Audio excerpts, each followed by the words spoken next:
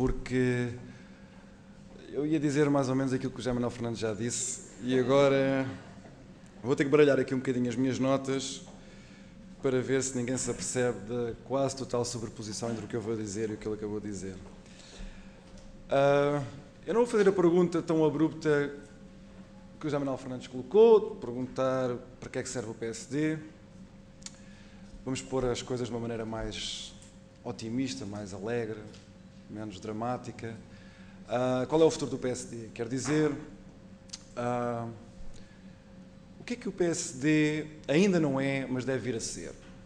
De certa maneira, aquilo que eu vou dizer pode ser traduzido nos seguintes termos. Aquilo que eu vou dizer, na minha opinião, o PSD, de certa maneira, já é, mas ainda não sabe o que é. O que é que isto quer dizer? O PSD já é isto que eu vou tentar articular, mas ainda não sabe o que é. Bem, em primeiro lugar, vamos começar pela parte mais empírica, digamos assim. Para que é que serve um partido, em geral, não só o PSD, mas para que é que serve um partido num governo representativo? Serve para representar, quer dizer, a sua função mais solene é representar um eleitorado. E o PSD tem de se questionar, para além das suas diversas lideranças que foi tendo nos últimos anos, para além das prioridades que foi escolhendo, ora quando era governo, ora quando era oposição, para além das suas matizes ideológicas que foi escolhendo um pouco ao sabor das circunstâncias, quem são as pessoas que votam no PSD? Quem foram as pessoas que votaram no PSD em setembro, por exemplo? E aí, por muito que custe a muita gente dentro do PSD, se nós vamos ver quem constitui este eleitorado do PSD, chegamos a uma conclusão muito simples. É que são pessoas que estão mais à direita do que à esquerda. São pessoas que são mais conservadoras do que progressistas. São pessoas que são mais liberais do que socialistas. E por isso, apesar dos frequentes apelos de muita gente prestigiada, reconhecida, com mérito, a quem o PSD deve bastante na sua história, pessoas que tentam ainda hoje empurrar o PSD para a esquerda, não me parece que isso corresponda àquilo que o PSD já é hoje. Só que o PSD ainda não sabe que é um partido que não é de esquerda, que é um partido que está mais à direita do que à esquerda, que é um partido que tem como função no sistema político português representar pessoas, interesses, aspirações, opiniões que estão mais à direita do que à esquerda, muito mais à direita do que à esquerda, que são mais conservadoras do que progressistas, mais liberais do que socialistas.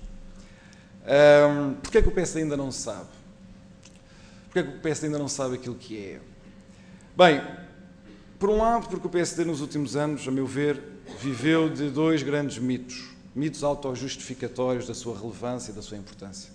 Nos anos 90, era o mito do partido da governação. No fundo, o PSD considerava que era indispensável à democracia portuguesa, devido às maiorias dos governos de Cavaco Silva, que o PS não sabia governar. Isso pode ser ainda verdade hoje, mas enfim. Mas que era o partido da governação. E a sua única missão, a sua única tarefa era estar preparado para, a qualquer momento, assumir a governação. E por isso podia dispensar este tipo de discussões, este tipo de debates, próprios de, provavelmente, professores que andam nas academias ou de jornalistas que se divertem em escrever editoriais, mas as pessoas que tinham a missão de pegar nas rédeas do país tinham outros problemas a resolver, problemas mais concretos. Por isso o PSD, como era o partido da governação, não precisava de perder tempo com estas coisas, não precisava de saber aquilo que era. Depois o PSD percebeu, à medida que os anos Guterres iam progredindo, que afinal não era um partido de governação e que não era indispensável para a democracia portuguesa. Os portugueses, teimosamente, continuavam a votar no PS e não havia maneira do PSD cativar-lhes a simpatia. Então o PSD teve que inventar outro mito. O mito que esteve bem presente depois dos anos 90, a partir da primeira década do século XXI. Era um partido que, apesar de perder as eleições legislativas, tinha uma grande implantação autárquica. Esse era o novo desígnio do PSD. Estava aí justificada a sua relevância. Este mito só vai morrer no dia em que o PSD tiver uma catastrófica derrota nas eleições autárquicas, mas, seja como for, os últimos resultados não foram animadores e, por isso, não sei se haverá ainda muita gente que se revê neste tipo de considerações. Mas o meu ponto é dizer que o PSD alimentou estas duas narrativas a respeito de si próprio para não se ter que dar ao trabalho de pensar na pergunta que o José Manuel Fernandes colocou. e por isso é que ainda não sabe aquilo que é. Ou seja, o seu eleitorado é que tem que se encarregar regularmente de recordar ao PSD aquilo que o PSD é. Ora bem, mas também houve uma outra razão externa, não tão ilusória como esta que eu acabei de escrever, que, a meu ver, também contribuiu para isso. E, nesse aspecto, a crise do PSD é uma crise semelhante a outros partidos conservadores ou partidos liberais de governação, chamemos assim, no resto da Europa e até um pouco no resto do mundo onde existem governos democráticos e representativos. E, rapidamente, podemos chamar a isto o paradoxo do Muro de Berlim. E agora até está aí na moda comemorar os 20 anos do Muro de Berlim, e com razão. E vale a pena também lembrar que consequências é que a queda do Muro de Berlim teve para partidos como o do PSD. Ao contrário do que se seria esperar, em 89, em 90, em 91, quem sofreu com a queda do Muro de Berlim, quem sofreu uma crise quase imediata na sua estrutura, na sua identidade, não foram os partidos de centro-esquerda, não foram os partidos da esquerda, não foram os partidos socialistas, não foram os partidos autenticamente social-democratas, os partidos trabalhistas, foram os partidos de centro-direita. E por uma razão que é fácil de perceber, quer dizer, isto que eu estou a tentar articular é uma espécie de lugar comum. A queda do Muro de Berlim constituiu uma imensa oportunidade para os partidos socialistas, trabalhistas, social-democratas, de centro-esquerda, digamos assim, no resto do mundo ocidental. Foi uma excelente oportunidade para se emanciparem, para se libertarem dos vínculos que ainda tinham a vestígios de teorias marxistas que tinham dado origem, no princípio do século, aos vários partidos ou socialistas ou até comunistas. Nós sabemos que a queda do Muro de Berlim foi catastrófica para praticamente todos os partidos comunistas, à exceção do nosso, também aí somos especiais, mas foi uma imensa oportunidade de regeneração para os partidos socialistas um pouco por toda a parte. Basta pensar num ponto concreto, quer dizer, com a queda do Muro de Berlim, praticamente todos os partidos socialistas e social-democratas puderam se libertar de uma vez por todas de pontos que tinham ainda no seu programa, que diziam respeito à nacionalização dos meios de produção. Foi nessa altura que a maior parte destes partidos limpou isto do seu programa, com um imenso sucesso eleitoral. Por isso, a queda do Muro de Berlim foi uma oportunidade que a maior parte dos partidos socialistas não enjeitou, colheu proveitos quase imediatos nas eleições e fez com que os partidos de socialistas, trabalhistas, social-democratas ocupassem, por assim dizer, o seu lugar natural. Isso fez com que se retirasse margem de manobra a partidos como o PSD, que eram vistos pela população como os únicos partidos confiáveis para governar decentemente uma sociedade complexa, moderna, pluralista, assente em instituições do mercado, que estes partidos socialistas, devido ainda aos seus preconceitos de raiz marxista ou de outra, mas enfim, para facilitar aqui estes preconceitos mais arcaicos, ainda mantinham, e que o Muro de Berlim, com a sua queda, veio também limpar desses programas. E por isso estes partidos puderam ocupar um lugar natural, o seu lugar natural, e obrigaram os partidos de centro-direita a um realinhamento à direita, que muitas vezes era contrária às opiniões e aos interesses de muitos dos seus militantes e de muitos dos seus dirigentes. E, a meu ver, o PSD ainda não recuperou desse imenso trauma que em Portugal só teve consequências práticas, consequências políticas, com a vitória do PS de Guterres em 95. E por isso, quando eu falo do PSD, que ainda não existe, ainda não é, mas deve vir a ser, é um PSD que tome consciência desta lição. Ora bem, o que é que isto significa em termos mais genéricos? Depois de fazer este diagnóstico negro, fúnebre quase, o que é que isto significa em termos mais positivos? Ora bem, se eu tivesse que dizer numa frase qual era a missão política do PSD, aquilo que o PSD tem de dizer, tem de apresentar ao eleitorado, ao povo português, essa frase seria: o PSD tem de procurar apresentar uma articulação do bem comum dos portugueses. Isto é, tem de apresentar a sua concepção de uma boa sociedade. O que é que o PSD julga que é um Portugal mais próspero, mais moderno, mais dinâmico, mais feliz no sentido filosófico do termo? Qual é a visão do PSD da boa sociedade? Como é que o PSD articula o bem comum dos portugueses? Bom, a meu ver, vou só dar aqui alguns contributos também, aos muito genéricos. A meu ver, esta articulação do bem comum dos portugueses tem de começar pela assimilação da lição antiquíssima de Aristóteles, segundo a qual o homem é um animal político por natureza. Isto significa que as pessoas são indivíduos, é verdade, e por isso é que são sujeitos de direitos e devem ter um Estado que proteja os seus direitos. É por isso que, por serem indivíduos, é que as pessoas têm as suas múltiplas concepções de felicidade, e o PSD e o Estado português têm de procurar proteger essas diferentes e às vezes contraditórias concepções de felicidade. É por isso que nós falamos de igualdade, ou, como eu prefiro falar, de mobilidade social. O Dr. Francisco Pinto Balsemão já referiu o termo que eu considero decisivo aqui. Mas, quando nós percebemos o que Aristóteles quer dizer quando afirma que o homem é um animal político, significa que as pessoas, os membros de uma comunidade política, não são apenas indivíduos.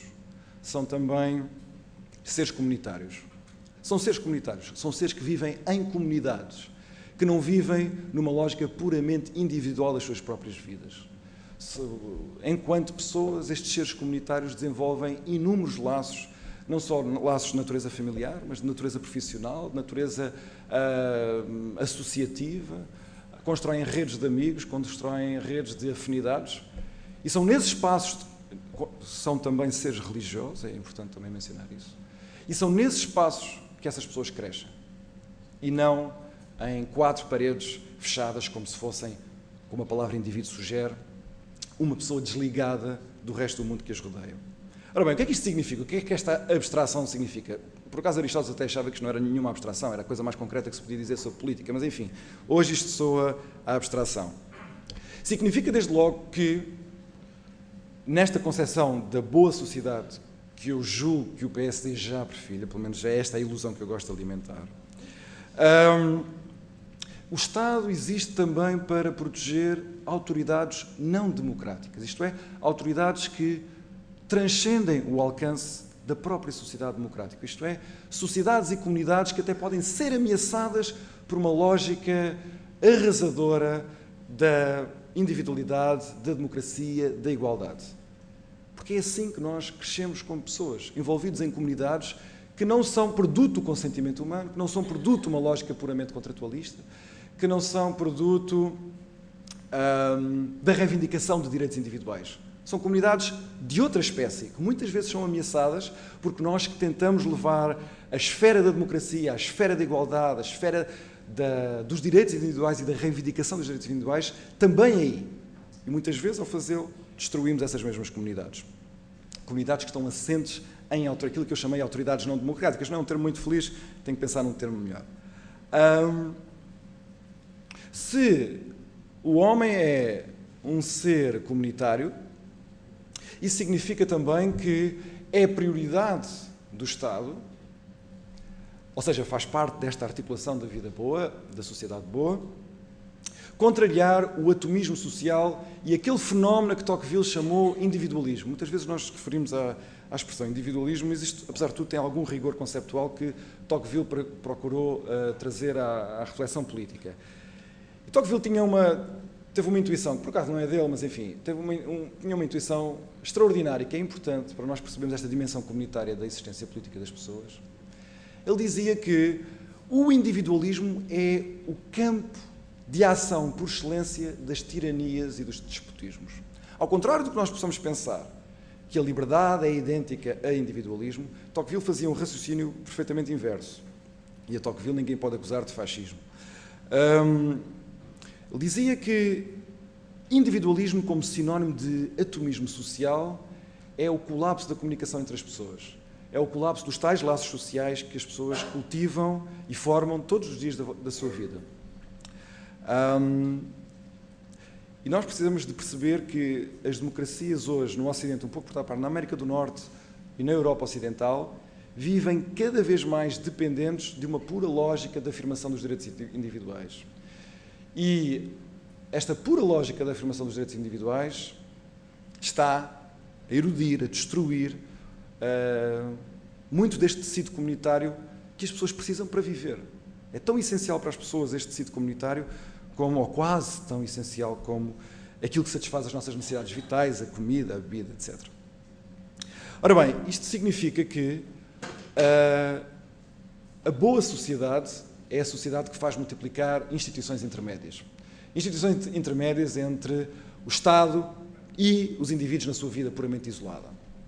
Isto é, a boa sociedade é aquela que assenta numa sociedade civil vibrante. Isto está ligado de uma maneira muito concreta a uma crise que hoje toda a gente tende a identificar nas democracias ocidentais, e Portugal não é exceção, que é a crise da participação política. O Dr. Alexandre Relvas está muito preocupado em trazer para o PSD nós, nas novas gerações, pessoas mais competentes, mais talentosas que andam aí na sociedade.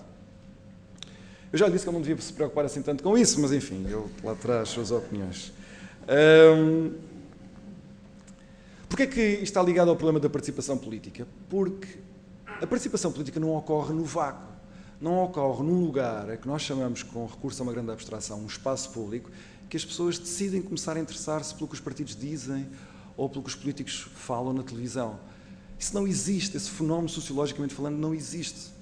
A participação política está sempre radicada precisamente nestas instituições intermédias, precisamente nestas comunidades que as pessoas cultivam todos os dias. E que, uma vez mais, eu volto a dizer, volto a sublinhar, a estas comunidades nunca foi prometida a vida eterna e, por isso, elas estão sempre sob o risco de uma ação desagregadora e fragmentadora que pode vir do Estado ou apenas de uma interpretação que a democracia faz de si própria.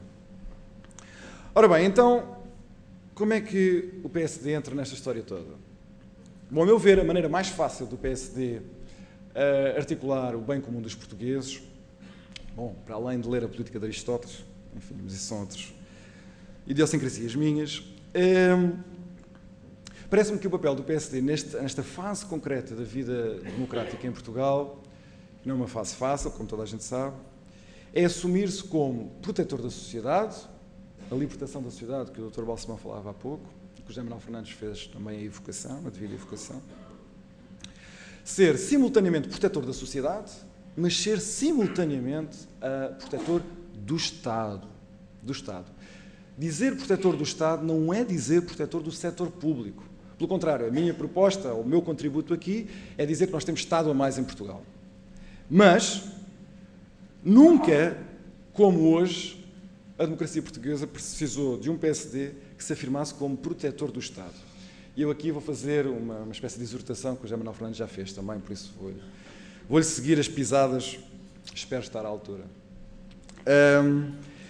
O que é que o PSD tem de fazer? Bem, o PSD tem de se afirmar como um partido respeitador e defensor da autoridade do Estado. Do Estado enquanto Estado, não enquanto apêndice dos partidos. E por isso o PSD tem de tomar a iniciativa, porque já se percebeu que o PS não vai tomar essa iniciativa, pelo menos tão cedo. O PSD tem de tomar a iniciativa de afirmar um novo processo de descolonização. Agora já não sair das colónias que tínhamos em África, mas o PSD vai comunicar à sociedade portuguesa que vai descolonizar o Estado, que vai sair do Estado, que vai deixar de corromper o Estado. Porque ninguém aqui tem ilusões. José Manuel Fernandes já fez essa referência corajosa e eu também aproveito a boleia. Nós sabemos o que é que o PS está a fazer ao Estado português, mas nós também sabemos o que é que o PSD fez ao Estado português. Não estou a dizer que a escala é comparável, mas que em espécie é comparável. E por isso o PSD tem de tomar a iniciativa de, em nome do Estado português, em nome da proteção do Estado português, descolonizar o Estado. Acho que esse era um serviço crucial que o PSD prestaria à democracia portuguesa. Seria, julgo eu, esse favor seria reconhecido pelo eleitorado quase instantaneamente, mas seria um ato difícil, é verdade, eu sei. Bom, mas para além de ser protetor do Estado, o PSD tem de ser, sobretudo, o protetor da sociedade, o protetor da sociedade civil. Proteger a sociedade civil do Estado. Proteger a sociedade civil do Estado significa a defesa do mercado? Ponto de interrogação. Bom, em parte significa. Não é só a defesa do mercado, mas o PSD tem de se assumir como um partido defensor da instituição do mercado, com todos os limites que toda a gente já conhece. Mas a defesa do mercado que o PSD deve levar a cabo, como um partido realinhado pelo lado direito do espectro político, tem de ser uma defesa do mercado não só com base na superior eficiência económica das decisões do mercado, mas sobretudo, e este é o meu ponto fundamental aqui no que diz respeito à articulação da sociedade boa, mas sobretudo porque o mercado, enquanto, digamos assim, lugar institucional da interação humana, da interação entre as pessoas e grupos de pessoas, é também o lugar da iniciativa e da responsabilidade. Defender o mercado contra a intrusão do Estado deve ser feita não só com um argumentário de ordem económica, que esse também é importante, e hoje muito importante, mas também alertar para o facto de, a cada intervenção do Estado na sociedade e na economia, por efeitos económicos positivos que possa ter naquele instante, e muitas vezes existem esses efeitos económicos positivos da intervenção do Estado, a cada instante, a cada momento de intervenção do Estado na sociedade e na economia, corresponde um momento de desertificação social. Quando o Estado intervém, desertifica. E desertifica como? Uniformizando, levando a cabo um processo de homogeneização, de subordinação, de resignação e de desistência da responsabilidade individual e da responsabilidade grupal. E isso é um mal que ocorre todos os instantes da nossa vida coletiva, que é um mal quase imperceptível e, a meu ver, é um dos males mais radicais de que a sociedade portuguesa padece hoje. Por isso, o PSD, ao ser o partido protetor da sociedade civil, tem de ser o grande defensor da descentralização. Da descentralização a todos os níveis. E não me refiro aqui apenas à descentralização dos órgãos do Estado, que normalmente a discussão em Portugal é sempre essa. Quando se fala em descentralização é como é que nós vamos dispor os órgãos do Estado pelo território do país. Não é? Essa descentralização a mim interessa-me pouco. Por isso, quando eu falo de descentralização, falo neste contexto em que o PSD se assume como defensor e protetor da sociedade civil. E isso significa, em termos mais concretos, que o PSD tem de se bater sistematicamente pela autonomia dos centros de poder, dos centros de decisão, dos centros de assunção de responsabilidade pessoal, pelos centros de associação que existem na sociedade. Se isto ainda parecer demasiado abstrato, eu vou recorrer a um exemplo que o José Manuel Fernandes deu há pouco, que acho que é um excelente exemplo, e que diz respeito à liberdade de educação. Não há nenhum motivo hoje para o PSD, sem quaisquer embaraços, abraçar de uma vez por todas o princípio da liberdade de educação, a liberdade de escolha, de aprender e de ensinar. Não existe nenhuma razão, nem em termos de eficiência, nem em termos de qualidade do ensino, e muito menos em termos dos interesses da sociedade. Os interesses da sociedade, neste momento, ditam uma revisão radical da maneira como o nosso ensino hoje está organizado. Ora bem, então há pouco falei, e já não vou tomar muito mais tempo, há pouco falei na lição aristotélica de que o homem é um animal político e por isso é um ser comunitário para além de ser um indivíduo, que o nosso Estado, o Estado liberal, constitucional, existe para proteger os direitos individuais, mas que uma democracia assente apenas e só na lógica dos direitos individuais cava a sua própria sepultura, porque agride diretamente o seu tecido social e moral. Então, como é que o PSD se pode inserir aqui nesta discussão? O que é que significa não estar à esquerda nesta matéria? O que é que significa, vou ser tão pragmático quanto possível, o que é que significa aqui ser diferente do PS? Porque esse é o desafio, não é? Bem, há várias maneiras como isto se pode articular. Aquela que eu julgo que é mais interessante pode ser traduzida nos seguintes termos. O PSD tem de ser o partido da responsabilidade. Da responsabilidade, se quiserem, a virtude que o PSD, enquanto partido de governo ou de oposição, tem de promover, ou pelo menos tem de tornar implícita em todas as propostas que faz, no domínio das finanças, no domínio da saúde, no domínio da educação, do ambiente, seja do que for, tem de ter como substrato esta ideia da virtude da responsabilidade. E responsabilidade aqui entendo como, não naquela visão tão circunscrita que nós estamos habituados a atribuir à palavra responsabilidade, que é prestar contas para podermos punir os culpados. nós sabemos bem, todos aqui sabem bem, como hoje isso é preciso em Portugal. Até esse nível de responsabilidade já voou pela janela há muito tempo. Nós precisamos disso. É o Estado de Direito que clama essa ideia de responsabilidade, pelo menos esse patamar de responsabilidade. Prestar contas e ser recompensado pelo que se fez bem e ser punido quando se fez mal. Mas a responsabilidade a que eu me refiro tem de ir um bocadinho mais além. É que a minha ideia era associar a responsabilidade à liberdade.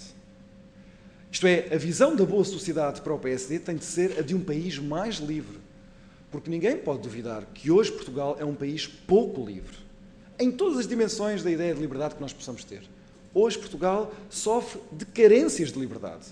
E por isso não me parece que possa haver uma visão, uma articulação da boa sociedade que dispense esta exortação à liberdade e a mais liberdade. Só que eu falo de uma liberdade que tem associada a si a responsabilidade. E falo de uma responsabilidade que traz consigo mais liberdade.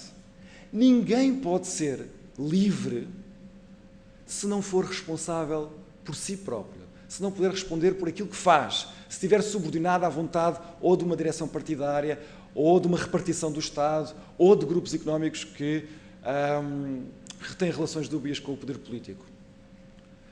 Ter pessoas mais responsáveis, ter uma sociedade civil mais responsável, é necessariamente tornar a sociedade civil mais livre e os membros da sociedade civil mais livres. É esse o meu propósito. Por isso, a ideia de responsabilidade que eu tenho presente, e queria partilhar convosco, ou pelo menos propor a esta audiência hoje, é a qualidade das pessoas que tomam nas suas mãos tarefas que são comuns. E por serem comuns, em princípio, não pertencem a ninguém em particular. Isto é, esta ideia de responsabilidade traduz a mobilização de energias, das energias que são de cada um de nós e dos grupos a que pertencemos, para tomar nas nossas mãos, para tomar a nossa iniciativa de responder a problemas a que nós não somos chamados por ninguém em particular a responder. Quem viveu noutro país, no Ocidente, à exceção provavelmente da Itália ou da Grécia, mas quem viveu em países do Norte da Europa, ou em Inglaterra, ou nos Estados Unidos, ou no Canadá, sabe que esta é uma diferença que nós encontramos no tecido social entre lá e cá. Os portugueses dizem por natureza, não me parece que sejam por natureza, mas que são resignados, que se ninguém os mover, eles não mexem um dedo para resolver um problema que é comum a todos e por isso não é particular a ninguém. O que nós vemos nas outras sociedades, e que traz inúmeros bens, que são de natureza económica, que são de natureza espiritual, que são de natureza moral, é a capacidade das pessoas se mexerem por si próprias, se mobilizarem a si mesmas, para resolverem problemas, cuja resolução não existe um Estado, um organismo a dizer és tu ou tu que agora tens de decidir. Em Portugal há essa paralisia sistemática das nossas energias. Isso é próprio de um país que definha. Ora bem, eu vou terminar, mas não vos queria deixar sem dar um exemplo concreto numa área da governação absolutamente improvável de como estas coisas se podem concretizar. Eu escolhi esta área para fugir às controvérsias que necessariamente rodeiam todas as outras áreas da governação. Escolhi uma área em que há muitos anos foi proclamado um consenso entre o PSD, entre esta área política e o PS. E por isso o PS recusa-se a discutir seja o que for. Refiro-me à questão da política externa. Podia buscar outros temas que aparentemente estariam mais ligados a esta minha discussão. Falei há pouco da educação, por exemplo. Mas, como eu vos disse, queria evitar todo o tipo de controvérsias, até que incidem sobre decisões que o PSD provavelmente tomou no passado que a mim me desagradaram. E por isso parece-me, posso ter enlouquecido quando pensei nestas coisas, mas pareceu-me que este seria um bom exemplo e assim concluo a minha intervenção. Parece-me que um PSD que alinhe por este realinhamento que o sistema político tornou obrigatório para o PSD sobreviver no futuro, para isso o PSD tem de prescindir deste falso consenso que gerou com o Partido Socialista. E refiro-me à questão europeia, à questão da integração europeia. Hoje em dia é um lugar comum dizer que o PS e o PSD pensam exatamente a mesma coisa sobre a União Europeia que a campanha para as eleições europeias serve sobretudo para fazer um despique eleitoral sobre questões nacionais e que isso significa uma perversão da própria lógica da campanha nas eleições europeias. Estou agora a dar um bocadinho de tempo de antena ao Dr. Francisco Louçã. Foi o que ele disse nessa altura. Ora bem, parece-me que um partido com esta natureza tem de estar aberto ao mundo. Significa, por exemplo, estar aberto à imigração. Especialmente num país que envelhece todos os dias, tem de estar aberto à imigração, tem de estar aberto ao mundo. Não tem de ter medo da exposição ao fenómeno que se convencionou chamar a globalização. Não tem medo de estar exposto ao exterior.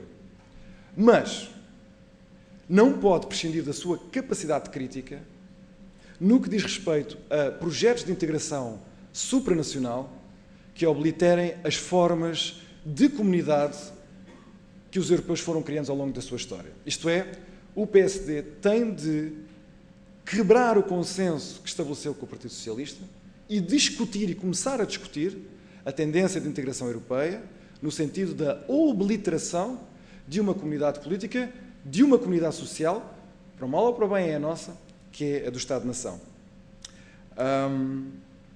O Estado-nação é a nossa comunidade. Pode não ser a de outros países, mas é a nossa comunidade. Um processo de integração europeia que tente esvaziar este tipo de comunidades e outras subnacionais, num desrespeito total pelo princípio da subsidiariedade, deve sofrer de um partido que se situa, para facilitar aqui a nossa conversa, que se situa no centro-direita, não uma crítica radical, mas uma crítica amigável. Não é isso que tem acontecido. Muito bem, acho que já abusei da vossa paciência. Obrigado.